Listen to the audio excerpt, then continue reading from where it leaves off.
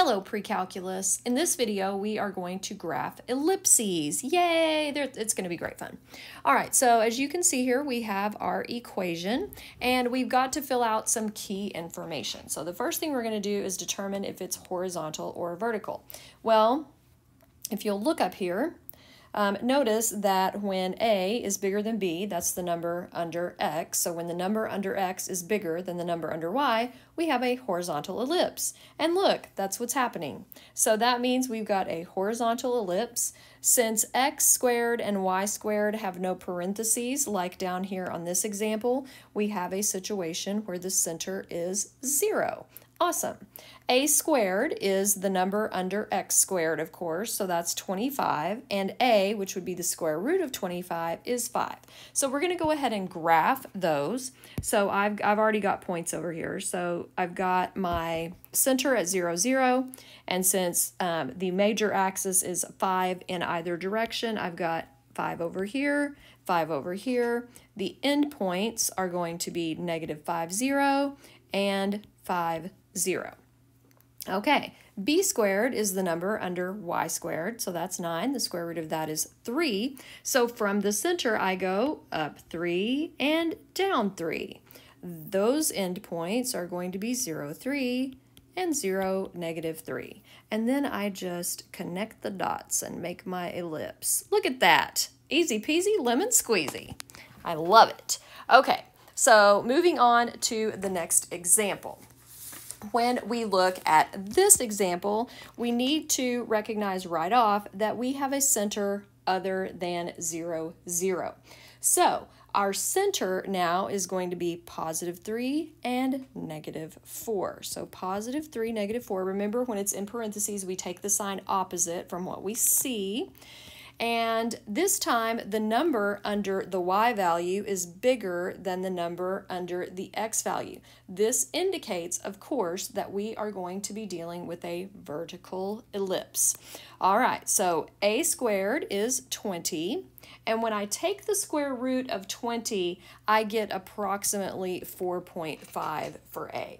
So we are going to use our calculator to find the square root of that because it's easier to graph 4.5 than it is the square root of 20, because how many people just know that off their head, off the top of their head, not off their head. Okay, so the endpoints. So let's figure this out. This is going to be a little more challenging since the center is not at 0, 0. So what we want to look at here is we want to look at our center being at 3, -4. And of course, A is going to be our minor axis, which is going to be right and left. Okay, so that's going to be because it's associated with X.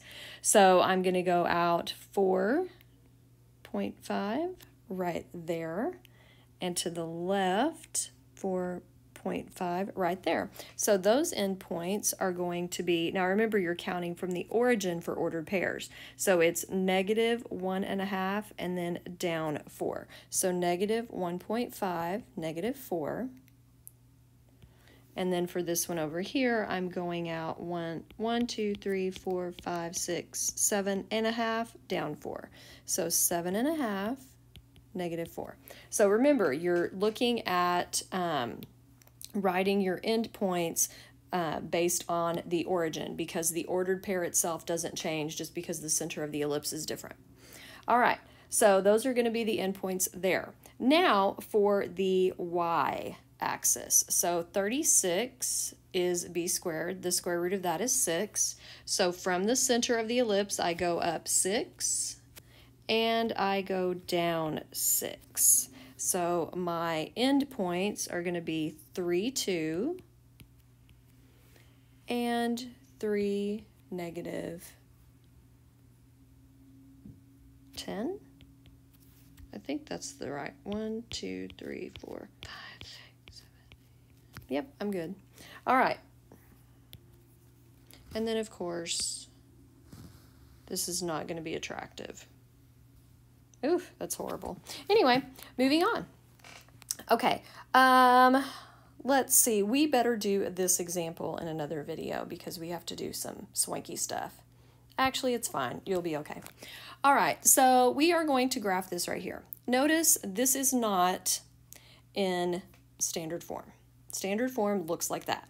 So there's a problem. It's now equal to 144. We need to undo that. It needs to be equal to 1. So how can I change 144 into a 1? Well, I can divide by 144. So what happens when I divide by 144? I just am going to reduce everything. So 144 over 144 reduces to 1, which is what I want. 16 and 144 are going to reduce because 16 goes into 144 9 times. So I've got 9 here. And then 4 goes into 144 36 times. So I've got y squared over 36. Easy peasy, lemon squeezy. I knew you'd love it. All right, so notice here, this is not quite in standard form. The x goes first. It really doesn't matter. You can write it either way, but I'm just trying to be uniform here, or consistent, as it were. All right, so this is going to be a vertical ellipse because b squared is bigger than a squared, or b is bigger than a. My center is at 0, 0. A squared is 9. The square root of that is 3, so I'm going to start there. So along the x-axis, I'm going to move out 3 to the left, 3 to the right, and 3 to the left. My endpoints, of course, are going to be negative 3, 0, and 3, 0. B squared is 36. B is the square root of that. So up 6, down 6. So my endpoints are 0, 6, and 0, negative 6. And there, of course, is my ellipse. Easy peasy lemon squeezy.